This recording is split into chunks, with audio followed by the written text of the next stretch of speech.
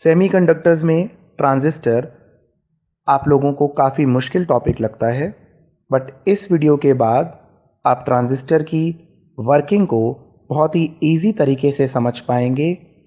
आखिर base emitter junction को क्यों फॉरवर्ड बायस और कलेक्टर बेस जंक्शन को क्यों रिवर्स बायस रखा जाता है, और emitter current base current plus collector current के बराबर क्यों होता है, या फिर ऐसा क्यों होता है कि बेस करंट बहुत कम होता है, एमिटर करंट और कलेक्टर करंट काफ़ी ज़्यादा होता है। इन सवालों के जवाब आपको इस वीडियो लेक्चर में मिल जाएंगी। अब हमें करना क्या क्या है ट्रांजिस्टर में? Working of transistor, working of PNP transistor. ठीक है, तो वर्किंग ऑफ पीएनपी ट्रांजिस्टर क्या है देख लीजिए। एनपीएन पीएनपी की वर्किंग सेम है, बट जहां होल वहां इलेक्ट्रॉन, जहां इलेक्ट्रॉन वहां होल लिखना होता है। ठीक है, तो एक बार क्विकली वर्किंग समझ लेते हैं। वर्किंग लिखवाऊंगा नहीं, क्योंकि अब आप जानते हैं कि नीट में क्या ही जरूरत है वर्किंग लिखने की। इसके बाद की चीजों में काफी फॉर्मूले आएंगे, दो न्यूमेरिकल्स होंगे, तो वील डील विद दैट, वो इंपॉर्टेंट चीजें हैं। पीएनपी ट्रांजिस्टर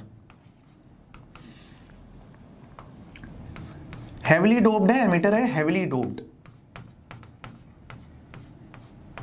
मॉडरेटली डोप्ड,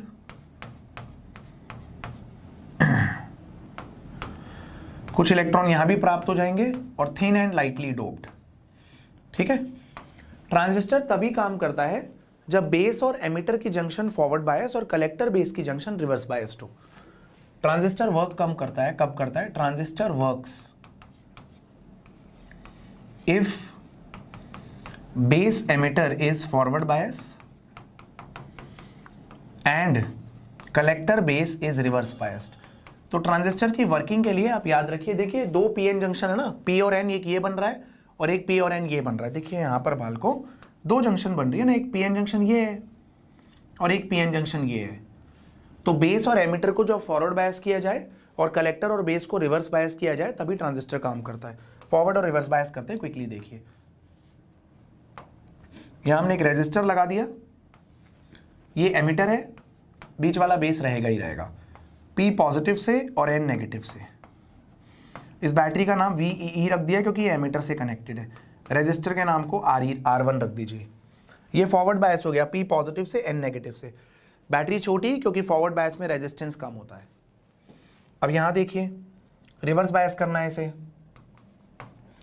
तो N को पॉजिटिव से और P को नेगेटिव से। बैटरी बड़ी क्यों ली गई है?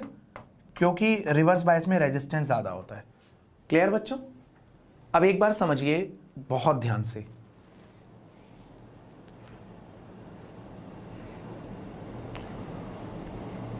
बेटा यहां पर ना कहानी थोड़ी अजीब होती है। Base emitter, B means base emitter forward bias, collector base reverse bias. बच्चों एक बच्चा कह रहा है यहां पर कि सर फॉरवर्ड बायस में मिली एम्पियर में और रिवर्स बायस में माइक्रो एम्पियर में करंट मिलना चाहिए। वो डायोड की कहानी थी। अब ट्रांजिस्टर में नया तमाशा हो गया। ट्रांजिस्टर का तमाशा ही अलग है, वो देखते हैं क्या है। एक बार वर्किंग ध्यान से सुनेंगे, और आप प्लीज रिपीट नहीं बोलेंगे, क्योंकि मैं बहुत धीरे धीरे बोलूंगा। वर्किंग ध्यान से सुनेंगे आप, ठीक है? मान लीजिए पॉजिटिव टर्मिनल ऑफ VEE, सब ध्यान से सुनेंगे यहां पर, ठीक है? आप सबको मम्मी का समय ध्यान से सुनेंगे जो मैं बोल रहा हूं। बैटरी के पॉजिटिव टर्मिनल से होल्स रिपेल होते हैं, बैटरी के पॉजिटिव टर्मिनल से होल्स रिपेल होते हैं। मान लीजिए एमिटर से 100 होल बेस में गए। अब 100 में से 5% होल्स बेस के अंदर प्रेजेंट इलेक्ट्रॉन्स को न्यूट्रलाइज कर देंगे। एमिटर से 100 होल्स इस बैटरी के द्वारा रिपेल होने पे एमिटर से 100 होल्स बेस में गए, है ना? 100 में से 5% होल्स बेस के इलेक्ट्रॉन्स को न्यूट्रलाइज कर देंगे, जिसकी वजह से इलेक्ट्रॉन्स की कमी हो जाएगी बेस में। उस कमी को पूरा करना ही पड़ेगा।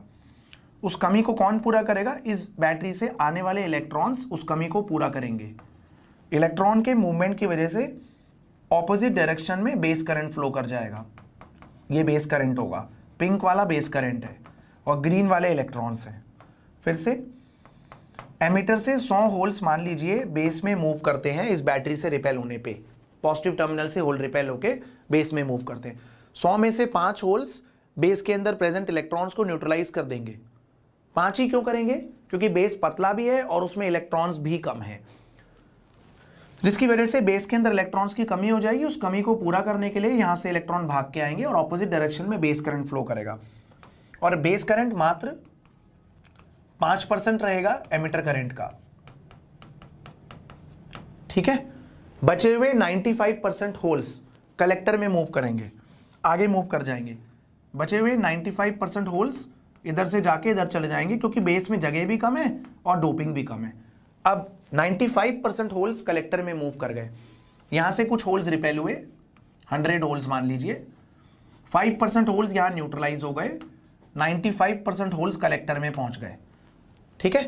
जो 95% होल्स मूव गए, पहुंच गए वहां पर, वो न्यूट्रलाइज होने लगेंगे इस VCC के नेगेटिव टर्मिनल से आने वाले इलेक्ट्रॉन्स से। ये इलेक्ट्रॉन्स इसको न्यूट्रलाइज करने लगेंगे और ऐसे करके होल पहुंचने लगेंगे। जैसे जैसे यहां होल न्यूट्रलाइज होते रहेंगे, वैसे वैसे एमिटर के अंदर कोवेलेंट बॉन्ड्स टूटते रहेंगे या टूट रहे होंगे।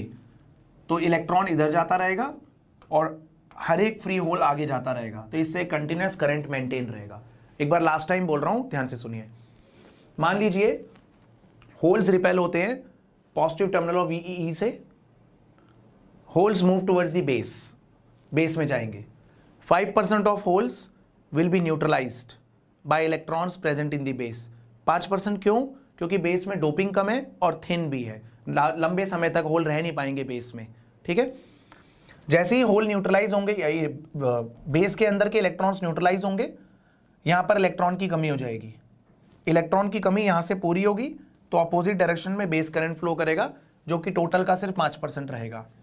95% होल्स कलेक्टर में जाएंगे और वो इस टर्मिनल से आने वाले इलेक्ट्रॉन्स के द्वारा न्यूट्रलाइज होंगे। जैसे जैसे ये होल न्यूट्रलाइज होते रहेंगे, यहां पर कोवेलेंट बॉन्ड टूटते रहेंगे या टूट ही रहे होंगे, समझाने का तरीका है तो। और जो कोवेलेंट बॉन्ड टूटेगा तो फ्री इलेक्ट्रॉन पीछे आ जाएगा और होल आगे आ जाएगा, जिससे कि कंटिन्यूअस करंट हमेशा मेंटेन रहे। अब प्रॉब्लम क्या है कि फॉरवर्ड बायस में करंट एमिटर, इस रीजन में एमिटर का करंट आ रहा है और वही जो एमिटर के होल्स क्रिएट हो रहे थे वही कलेक्टर में जा रहे हैं। तो यहां पर ये वाला करंट, एमिटर का करंट और कलेक्टर का करंट काफी कंपेरेबल होता है, क्योंकि डायोड में तो क्या होता था, फॉरवर्ड में कंडक्ट कर रहा है, रिवर्स में कंडक्ट नहीं कर रहा है। यहां पर क्या होता है, एमिटर के ही होल्स बेस में गए और बेस में सिर्फ 5% न्यूट्रलाइजेशन के बाद 95% आगे कलेक्टर में चले गए, है ना। तो यहां पर सीन ये होता है कि कलेक्टर करंट 95% होता है एमिटर करंट का, बेस करंट 5% होता है और एमिटर करंट ही सारे करंट का सोर्स होता है। Emitter current base current plus collector current भी होता है, ठीक है बच्चों, राइट। लिखिए जल्दी से, उम्मीद है आप समझ गए। Holes after being repelled from positive terminal of VEE, holes after being repelled from positive terminal of VEE move towards the base. 5% of holes are neutralised by electrons present in the base. इसकी वजह से base में electrons की deficiency आएगी, उस deficiency को यहां से आने वाले इलेक्ट्रॉन्स पूरा करेंगे। रिमेनिंग 95% होल्स कलेक्टर में भाग जाएंगे और वो न्यूट्रलाइज हो जाएंगे यहां से आने वाले इलेक्ट्रॉन से। जैसे यहां पर होल न्यूट्रलाइज होगा वैसे यहां कोवेलेंट बॉन्ड टूटेगा और फिर कंटिन्यूअस करंट मेंटेन रहेगा। क्योंकि बेस थिन और लाइटली डोप थी, इसलिए बेस करंट 5% रहेगा एमिटर करंट का और बाल को कलेक्टर करंट 95% रहेगा एमिटर करंट का। उम्मीद है आप समझ गए। आगे बढ़ते हैं बच्चों। इसका सर्किट ऐसा बनता है, इसका सर्किट ऐसा बनता है, ठीक है। कौन सा ट्रांजिस्टर बनाया? PNP transistor. ये पॉजिटिव से नेगेटिव करंट है। अब आपको इसे फॉरवर्ड बायस करना है बेस एमिटर जंक्शन को, है ना। ये वही सर्किट दोबारा बना रहा हूं, है ना। और इसको आपको एनीवेज रिवर्स बायस करना है। तो N should be connected to positive, P should be connected to negative. Same circuit जो बनेगा वो ये बनेगा, राइट। नोट करिए बच्चों, ठीक है। आगे बढ़े, फुल्ली क्लियर। चलिए बहुत बढ़िया, आगे बढ़ते हैं। अब हमें ट्रांजिस्टर की कॉन्फ़िगरेशंस पढ़नी है, ठीक है। चलिए बेटा, कोवेलेंट बॉन्ड तो रूम टेम्परेचर पे टूटते ही रहेंगे, टूटते ही रहेंगे, टूटते रहेंगे। बेटा ये कन्वेंशन है, जो एमिटर से कनेक्टेड होता है उसे VEE बोलते हैं और जो कलेक्टर से कनेक्टेड होता है उसे VCC बोलते हैं। This is just a convention, NCERT में लिखे हुए शब्द, ठीक है। हाँ, डिप्लीशन लेयर यहाँ पर 2 बनेंगी अलग अलग, और वही होता है जो फॉरवर्ड बायस रिवर्स बायस में जैसा होता है, डिप्लीशन लेयर की विड्थ बढ़ना और घटना, है ना, वही सेम चीजें हो रही होती हैं, ठीक है। उम्मीद है आप समझ गए बच्चों। कलेक्टर करंट R1 बेटा वो तो रेजिस्टर तो हमेशा ही लगाया जाता है बेटा। अगर ये इसकी बायसिंग वोल्टेज को कम ज़्यादा करना है तो रेजिस्टर को बढ़ा दो, तो ट्रांजिस्टर को कम मिलेगी वोल्टेज, बेस एमीटर को। ऐसे रेजिस्टर तो हमेशा ही लगाते हैं ना, ये थोड़ा सेफ्टी टाइप का डिवाइस होता है। अगर रेजिस्टर नहीं लगाओगे तो अगर वोल्टेज ज़्यादा होगी तो फूक जाएगा ट्रांजिस्टर, है ना, आग लग जानी है बाल को।